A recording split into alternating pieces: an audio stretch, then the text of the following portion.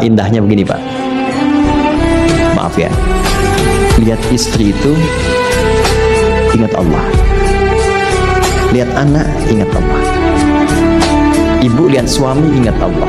Kalau melihatnya begitu, maka substansi berumah tangga itu nikmat rasanya, dan tanggung jawab itu melekat pada diri kita untuk terjaga dalam kebaikan.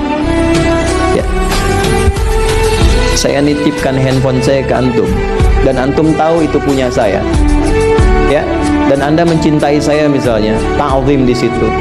Mungkin nggak handphone itu ditempatkan di tempat yang tidak baik?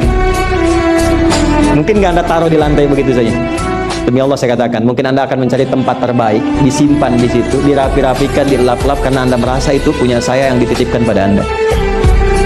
Manusia saja bisa anda perlakukan demikian. Bagaimana ketika anda melihat anak itu amanah Allah, yang anda sebagai orang tuanya akan ditanya di kemudian hari. Maka kalau mau bersikap yang gak enak itu gak bisa Pak kita lakukan. Mau bentak tuh gak bisa, mau marah tuh ditahan-tahan, ya. Dan itu dijaga. Lihat istri sebagai amanah Allah itu beda caranya dengan hanya melihat kemanusiaannya saja. Istri melihat suami sebagai amanah Allah akan lain, ya. Makanya akan selalu sempat dan optimal merawat istri sendiri dibandingkan lihat-lihat istri orang. Begitu sebaliknya. Ibu pun tidak harus berharap, kenapa suami saya nggak seperti Ustadz? Harapan yang sia-sia. Sudah ada turunan hikmahnya.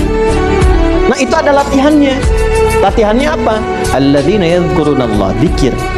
Jadi kalau dzikir itu sudah kuat dalam diri kita, ya, sudah menghadirkan esensi zikir dalam diri kita, yang dilihat semuanya itu semua anugerah Allah Subhanahu wa taala.